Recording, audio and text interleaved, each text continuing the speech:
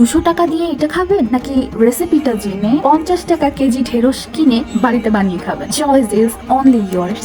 200 করে প্লেটার খাবেন, আবার যাওয়া আসা করে 500 টাকা খরচ হবে, ব্যাস গেল তো 1000 টাকা। না না, এই 1000 টাকা আপনাদের বাঁচিয়ে দেওয়ার জন্যই আমি আমার এই রেসিপিটা আপনাদের সাথে শেয়ার করছি। আসসালামু আলাইকুম। আজকের এই রান্নাটা ভীষণ ভিন্নধর্মী একটা রান্না। আমি যখন ইন্ডিয়ান কুইজিন নিয়ে পড়ালেখা করতাম তখন তো খাতা কলমে জেনেছি এই রান্না সম্পর্কে।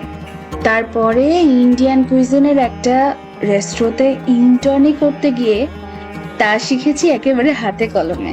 তাহলে চলেন আপনাদেরও আজকে একটু দেখাই। এই যে আমার হাতে ধোয়া ঢেঁড়স দেখছেন, খুব ভালো করে ঢেঁড়সটাকে ধুয়ে একদম ছেঁকে নিয়েছি। তারপরে সেগুলোর মাঝ বরাবর একটু করে ফালি দিয়ে দিয়েছি। এখন যেটা দেখতে পাচ্ছেন, কড়াইতে অল্প করে তেল দিয়েছি। আমি একটু অল্পই দিয়েছি, আপনারা চাইলে আরো একটু বেশি দিতে পারেন বা কম দিতে পারেন, এটা সম্পূর্ণ আপনাদের রুচির উপরে। এমতো অবস্থায় ঢেঁড়সগুলোকে খুব সুন্দর করে আমি ভেজে নিব। আজকে যখন ভাবছিলাম আজকে আমি পেজে ঠিক কি রান্না দেব, তখন আমার মা বলল এমন কিছু দাও যা কিনা কেউ সচরাচর তেমন খেতে চায় না, কিন্তু খাবারটা রান্না করলে বেশ মজা লাগে। খাওয়ার অভ্যাস যদি একবার ধরে সে আর ছাড়তে পারবে না। তাই মায়ের কথায় আজকে খুব ভেবে ভেবে এই রেসিপিটা নিয়ে আসলাম। আমার মায়ের আমাকে সবজি খাওয়াতে ঝামেলা না হলেও আমার বোনটাকে কিন্তু খাওয়াতে বেশ ঝামেলা হয় জানেন। সেজন্যই তো আমি বুদ্ধি করে নানান কায়দায় ওকে সবজি খাওয়াই। তাহলে চলেন আপনারাও নানান কায়দায় সবজি খাওয়াবেন।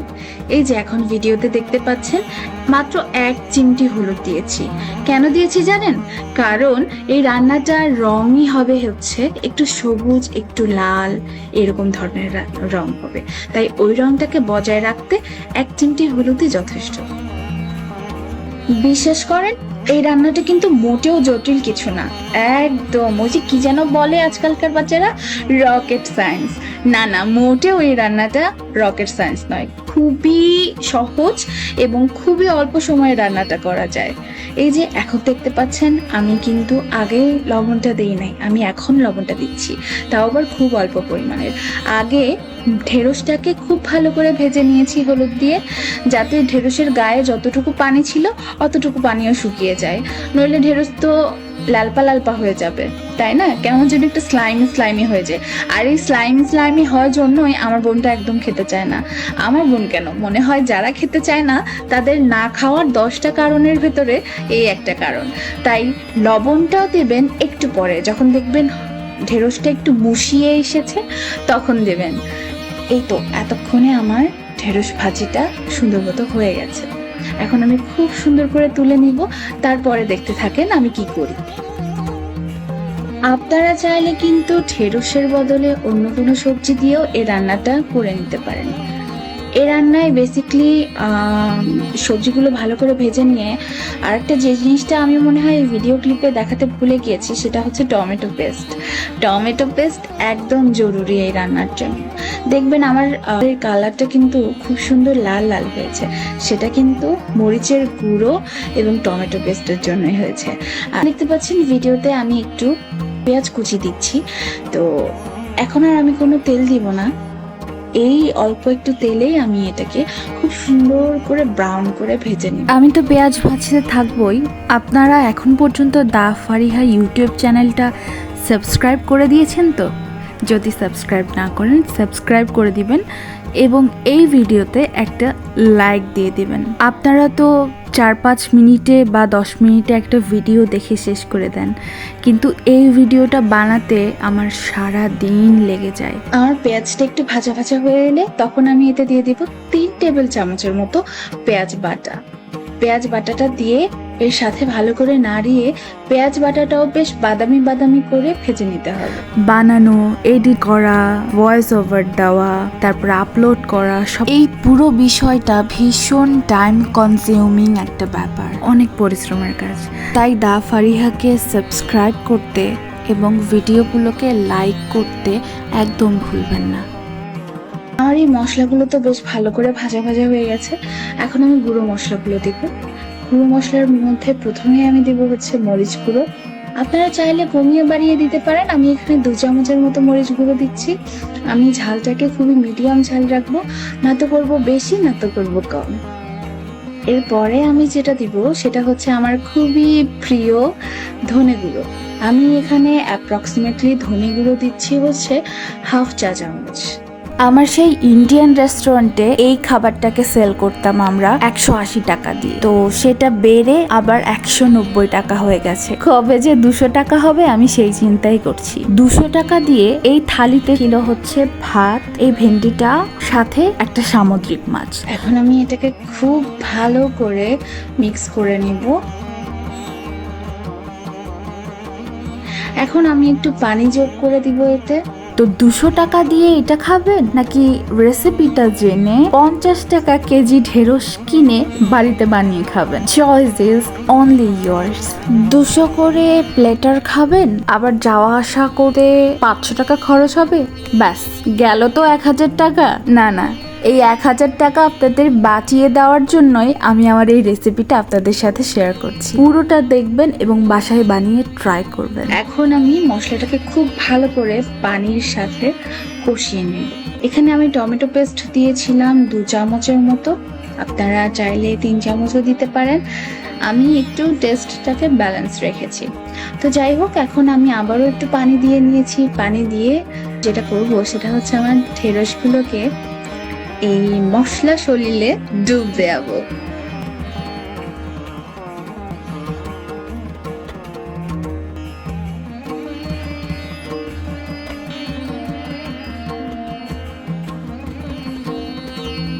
ব্যাস একদম চলে গেল ঢেঁড়সগুলো আমার এই মশলায়। এখন এগুলোকে খুব সুন্দর করে নেড়ে চেড়ে ভালো করে যখন পানিটা টেনে আসবে তখন আমি নামিয়ে নিই। চলেন রান্নার কালারটা আপনাদের একটু জুম করে দেখিয়ে দিই। দেখতে কত সুন্দর লাগে না? আমার একদম পুরো বাংলাদেশের পতাকার মতো লাগে, একটু লাল একটু সবুজ। রান্নার কালারটা ঠিক এমনই থাকবে। মনে আছে বলেছিলাম শুরুতে, হলুদ কিন্তু খুব অল্প দিতে হবে যাতে কালারটা লাল সবুজে হয়। পানিটা খানিকটা কমে এলে তখন কিন্তু আমি এতে একটুখানি চিনি দিয়ে দিয়েছি। চিনিটা দিয়েছি ওই যে টমেটো দিয়েছিলাম না আমরা, সেই টমেটোর টক স্বাদটাকে একটু ব্যালেন্স করতে এখন একটু চিনি দিয়ে দিয়েছি। ব্যাস এইটুকুই, আর কোনো কিছুই না। এখন খুব সুন্দর করে সব কিছু আমি মিশিয়ে নেব, এপিট ওপিট করে নাড়াচাড়া করে নিব। দেখতে পাচ্ছেন তো ঢেঁড়সটা কি সুন্দর মাখা মাখা হয়ে এসেছে না?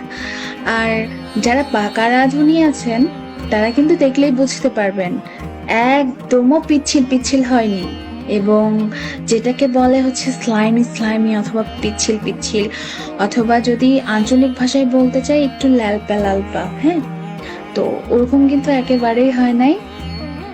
আমি আবারও একটু আপনাদের একটু কাছ থেকে দেখাই দিই, কারণ যে অ্যারোমাটা বেরোচ্ছে বিশ্বাস করেন সেটা তো আমি আপনাদের দেখাতে পাচ্ছি না বা শোকাতেও পাচ্ছি না, তাই একটু জুম করে জুম ইন করে আপনাদের রান্নাটাকে একটু কাছে থেকে দেখাই দিই।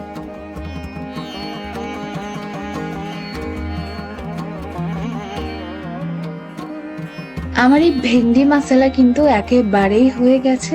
এখন আমি এটাকে খুব সুন্দর করে সার্ভ করে খুব সুন্দর করে প্লেটিং করব। অ্যান্ড রান্নাকে সুন্দর করে রান্না করে প্লেটিং করতে আমার ভীষণ ভালো লাগে। একটা কথা আছে না, আগে দর্শনধারী পরে গুন্ডিচারি। তো আমার চোখে রান্না যদি একটু সুন্দর না হয় তা আমার মোটেও খেতে ইচ্ছে করে না। তাই সবসময় খেয়াল রাখবেন রান্নার রংটা যেন এবং রান্নাটা দেখতে যেন খুবই সুন্দর হয়। আমার তোলা কিছু ছবি আমি হয়তো এখানে দিয়ে দিব কোথাও, আপনারা দেখে নিতে পারেন। আর হ্যাঁ, মনে করিয়ে দেই, এখনো কিন্তু আপনি আমার ভিডিও শুধু দেখেই যাচ্ছেন, এখনো কিন্তু লাইক বাটনটা দেন নাই। আপনার একটা লাইক এবং কমেন্ট এবং শেয়ার আমার জন্য অনেক বড় একটা পাওয়া।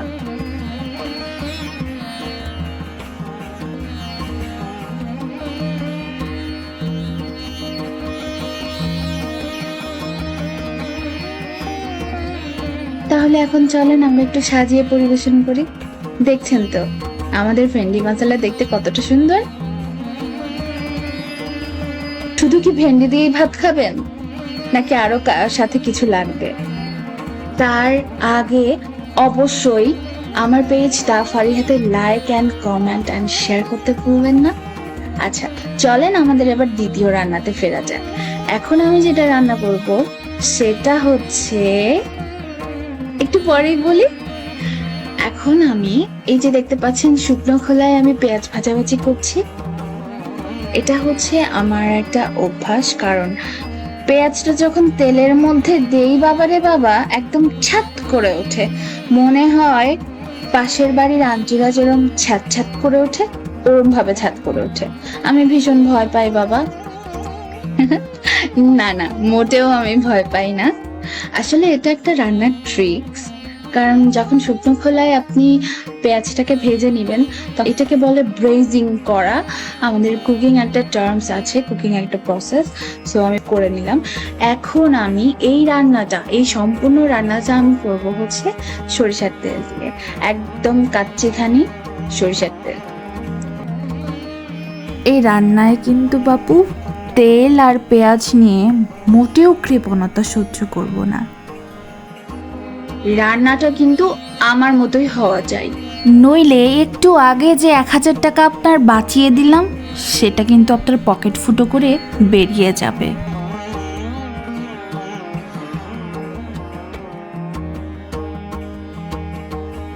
কুচনো পেঁয়াজটা যখন একটু বাদামি বর্ণ হয়ে এসেছে তখনই আমি পেঁয়াজ বাটা দিয়ে দিয়েছি। এখানে আমি পেঁয়াজ বাটা দিয়েছি 3 টেবিল চামচের মতো।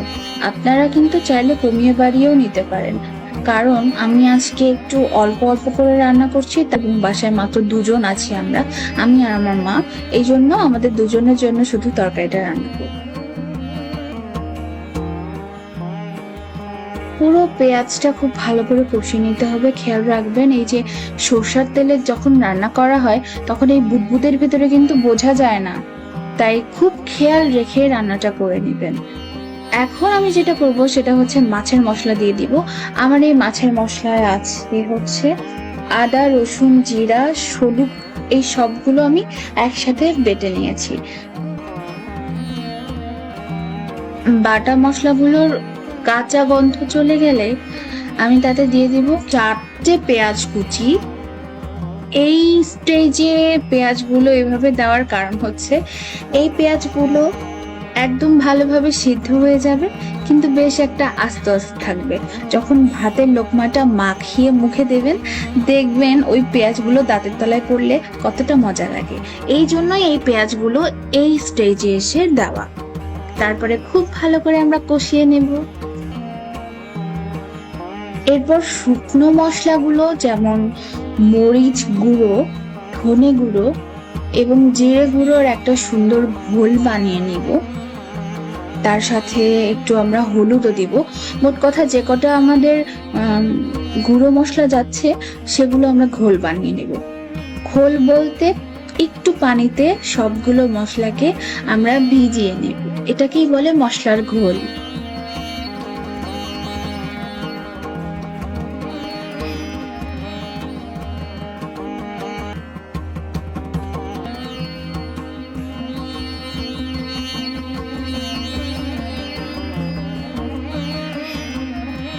আমাদের মশলা কিন্তু খুব ভালোভাবে কষে এসেছে, কালারটা দেখে কিন্তু সবাই বুঝতে পারছেন।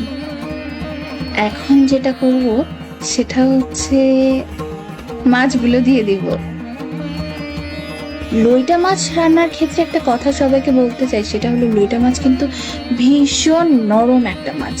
এটা তো তরকারির ভিতরে দেওয়ার সাথে সাথে, ঝোলে দেওয়ার সাথে সাথে ও একদম আলিয়ে যাবে। একদম আমরা ছোটবেলায় খেতাম না হাওয়াই মিঠাইয়ের মতো একদম আলিয়ে যাবে। আমি এখানে অ্যাপ্রক্সিমেটলি 3টা লোটে মাছ নিয়েছি। 3টা লোটে, বড় বড় লোটে মাছের মধ্যে আবার 3টা করে টুকরো করে নিয়েছি। তো এভাবে আর কি আমি লোটে মাছের দো পেঁয়াজাটা করে নিব। খুব ভালো করে মশলাগুলো দেবো। মানে আমি এমনভাবে মশলাটা গায়ে মাখাচ্ছি, দেখেন, খুব খেয়াল করে দেখেন যাতে মাছগুলো না ভাঙে এবং মশলাটাও যাতে গায়ে গায়ে খুব সুন্দর করে বসে যায়।